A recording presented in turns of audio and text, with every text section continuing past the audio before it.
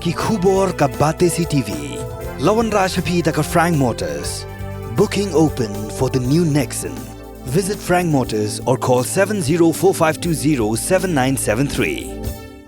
Sir, I beg to move this resolution, sir. Whereas land is God's given right to the indigenous people, and whereas our leaders in the past had enacted a legislation, namely the Meghalaya Transfer of Land Regulation Act 1972 to prevent the alienation of land, and whereas rampant violation of the Act is taking place. Therefore, this House do now resolve to stop this gross violation of the Meghalaya Transfer of Land Regulation Act 1972.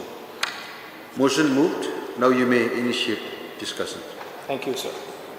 Sir, as I had mentioned in my submission, that whereas land is a God-given right to the indigenous people, and whereas our leaders in the past had enacted legislation, namely the Meghalaya Transfer of Land Regulation Act, to prevent the alienation of land, and whereas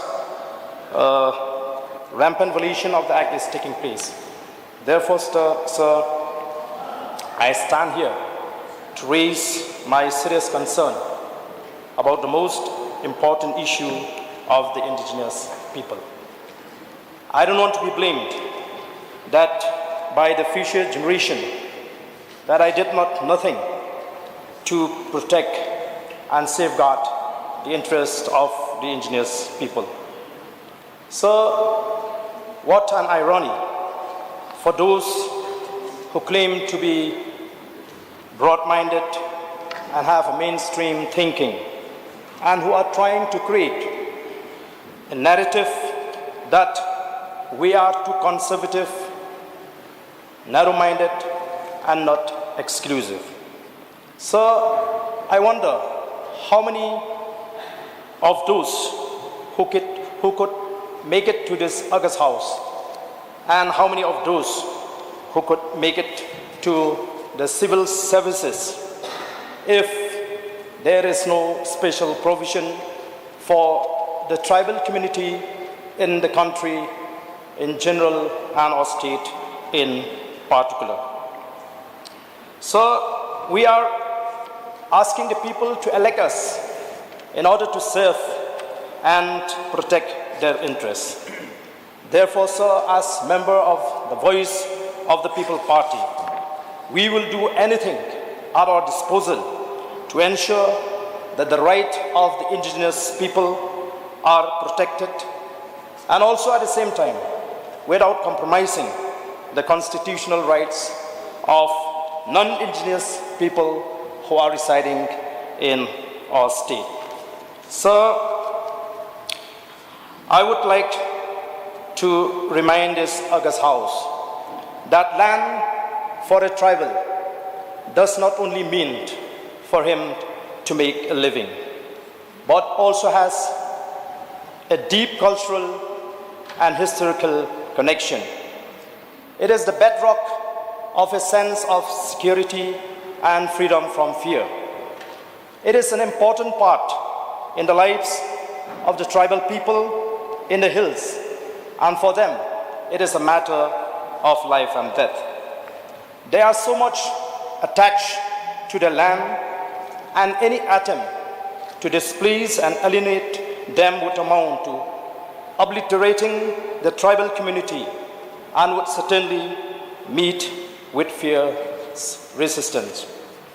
So, on behalf of the present generation of the indigenous people, I must express my indebtedness to those who were instrumental in enacting the Meghalaya Transfer of Land Regulation Act in our state.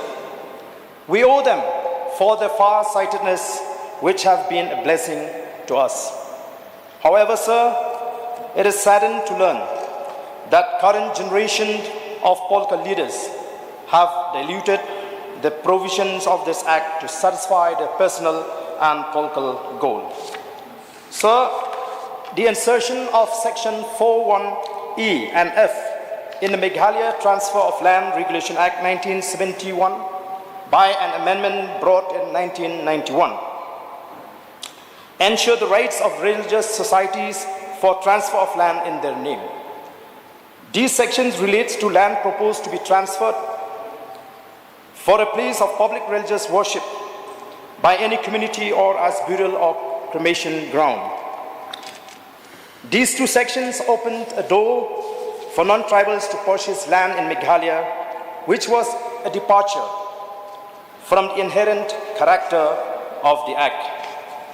These sections were inserted by the state government on its own accord, as if the land belonged to it. So, the two sections also did not provide a scope for the indigenous communities or the traditional heads to have any say in the transfer of land, resulting in the government having the liberty to permit the nation of land under these sections.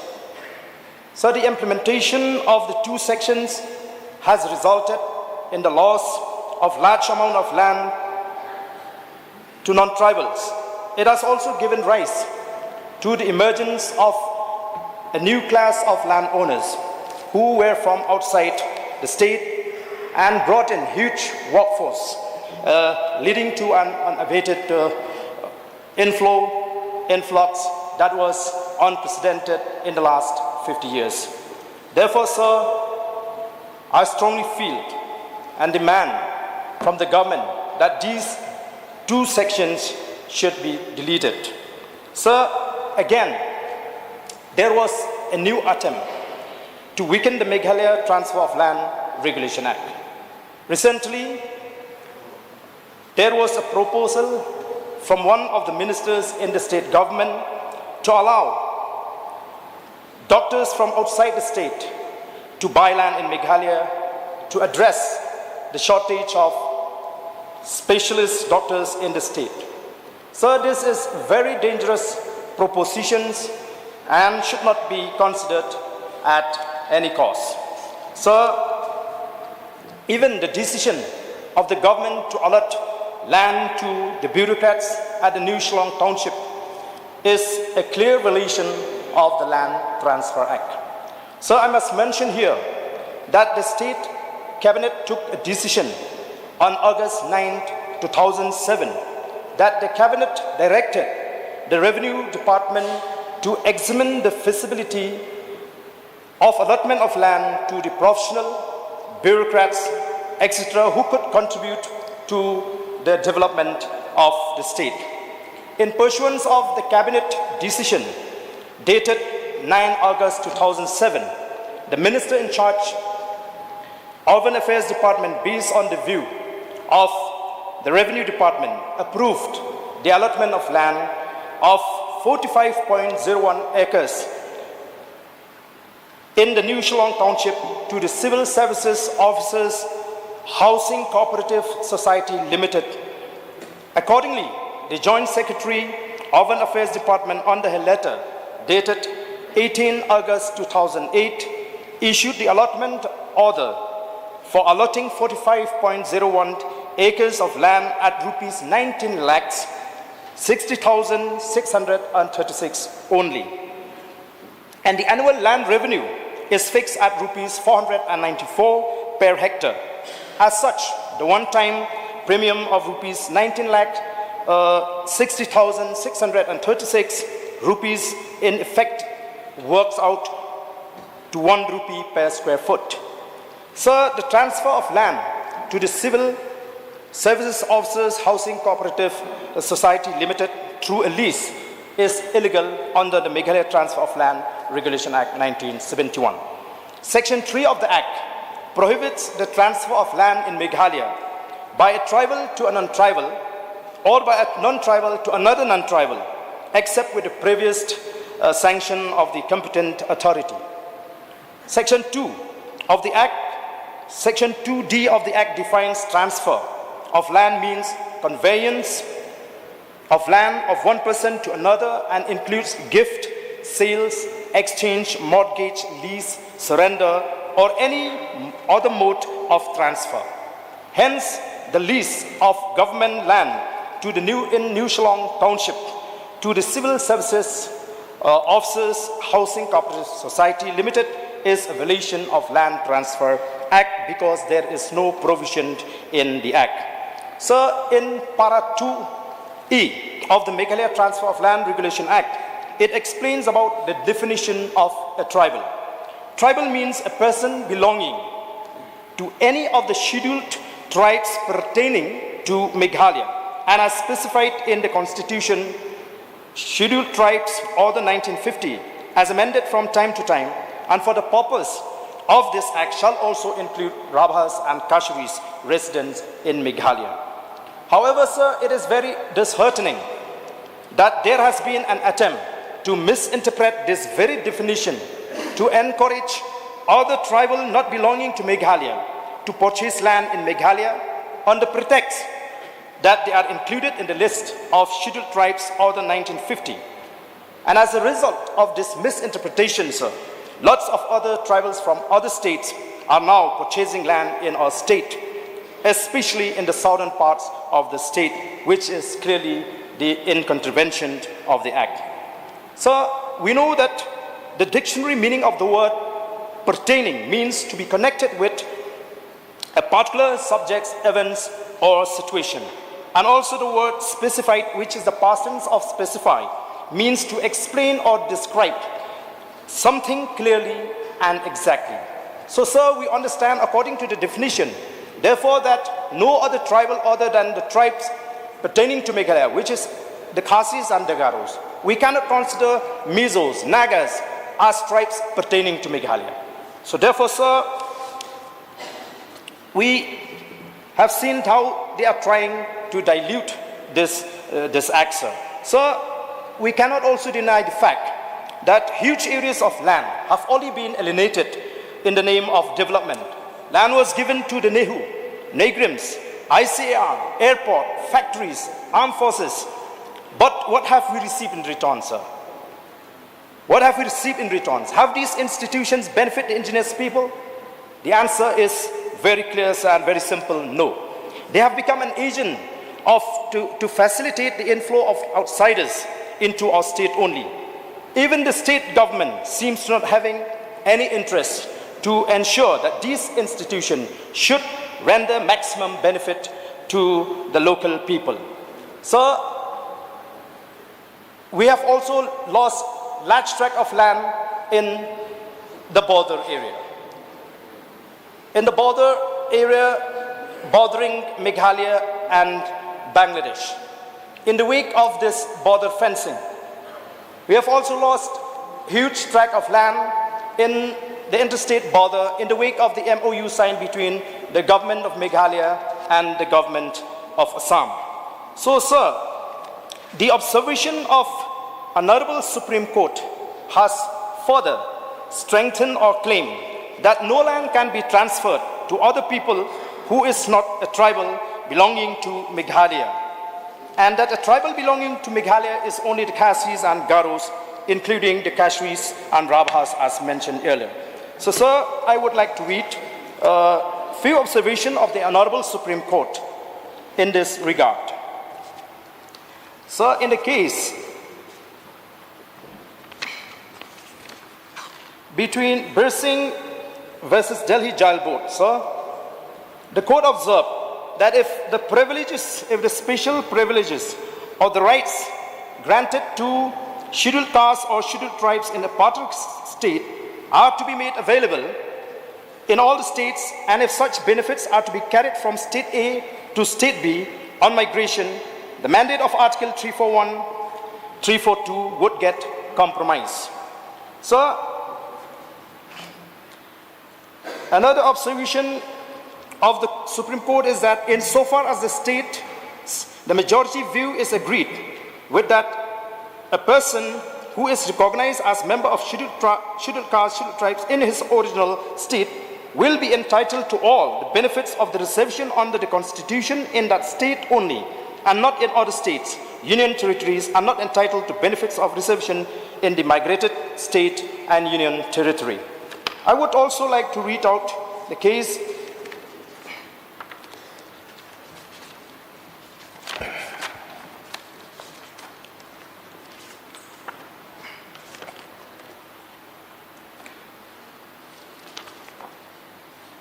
between Badharam, in bracket D, versus Jasaram. So this is related to the land. The appellant, being a scheduled caste belonging to the state of Punjab and being an ordinarily and permanent resident of the state of Punjab, cannot claim the benefit of scheduled caste in the state of Rajasthan for the purpose of purchase of land belonging to a scheduled caste person of state of Rajasthan, which was given to original allottee as scheduled caste landless. So another observation of the Supreme Court is that, but so far as the present constitution stands, a member of the scheduled tribe going outside the scheduled area or tribal areas would certainly not be entitled to carry with him the privilege that he is entitled to when he is residing in a scheduled area or a tribal area. So, sir, this court ruling vindicated the stand that we cannot allow the transfer of land in Meghalaya to other tribal, other than the tribal pertaining to Meghalaya. Sir,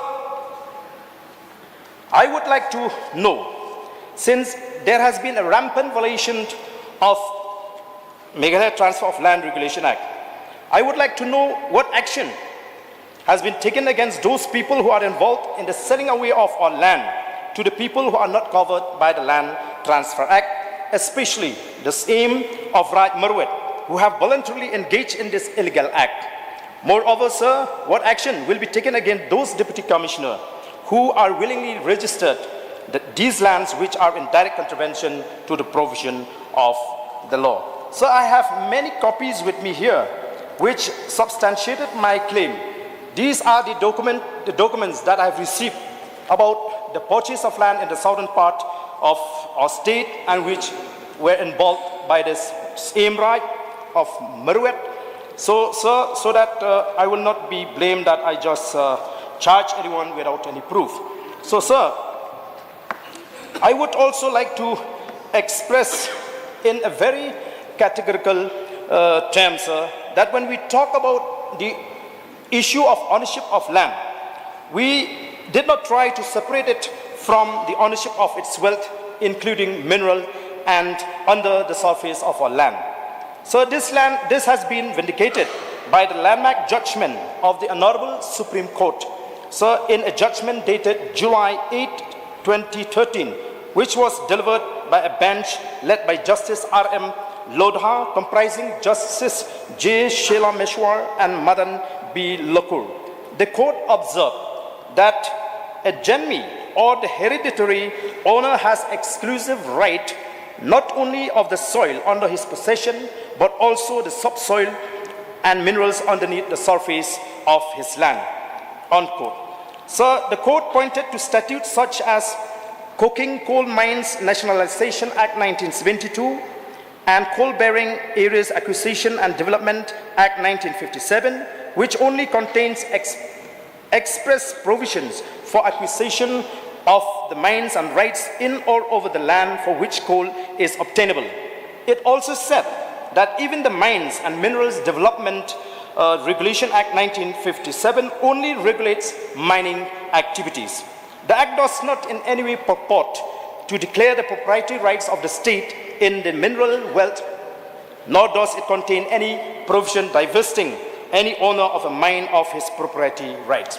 So, if the understanding of the state of Kerala that in view of the provisions of the Mines and Mineral Development Regulation Act 1957, the proprietary right is in mines, stand, transfer and vest in the state, it would be wholly an unnecessary exercise on the part of the Parliament to make laws such as the ones mentioned above dealing with the nationalization of mines, the judgment observed.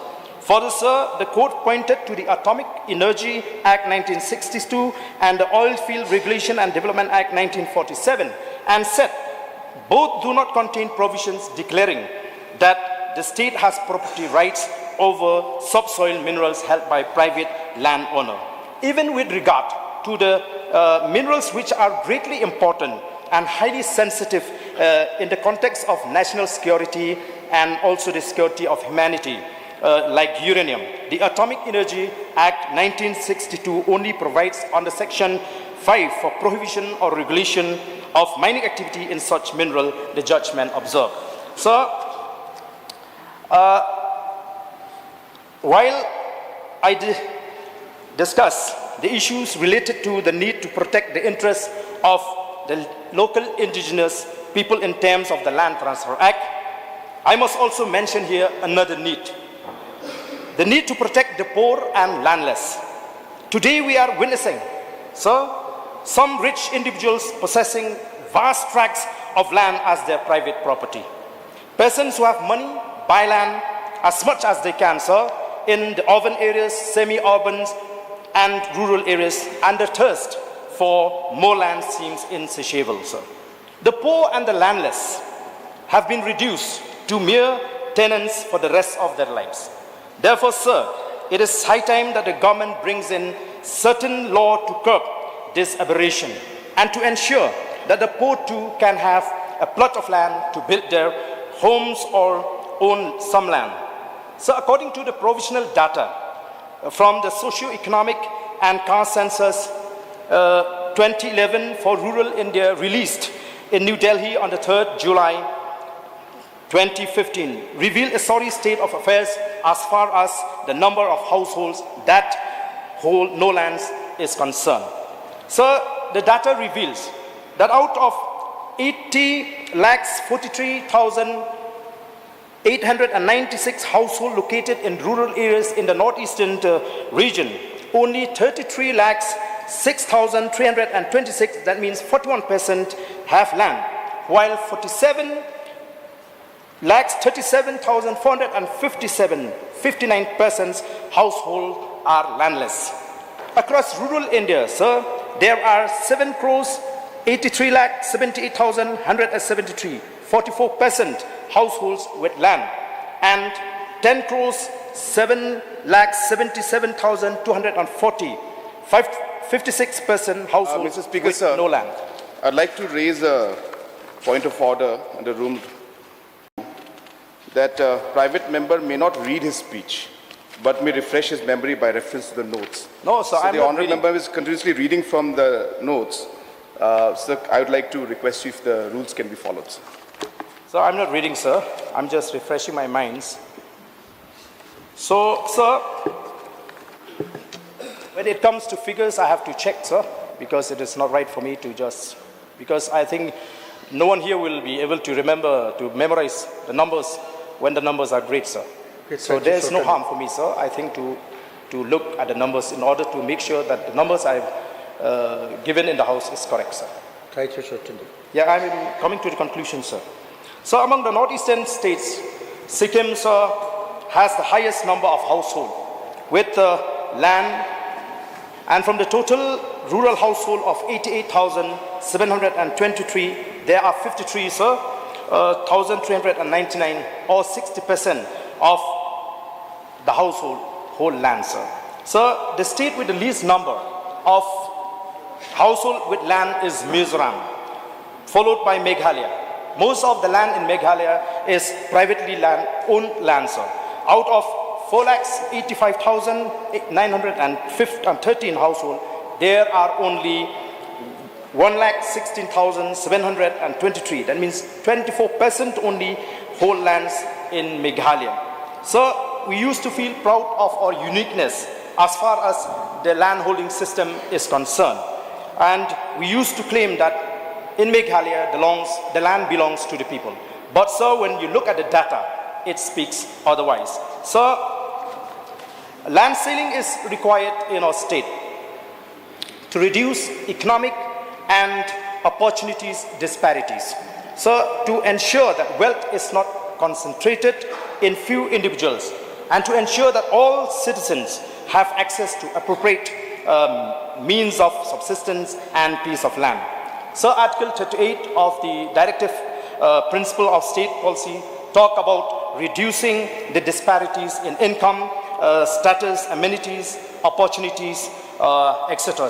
Further, the Article 39 of the Directive Principle of State Policy aims to prevent the concentration of wealth in a few people. As mentioned earlier, sir, that land is a life. And there is a very popular saying that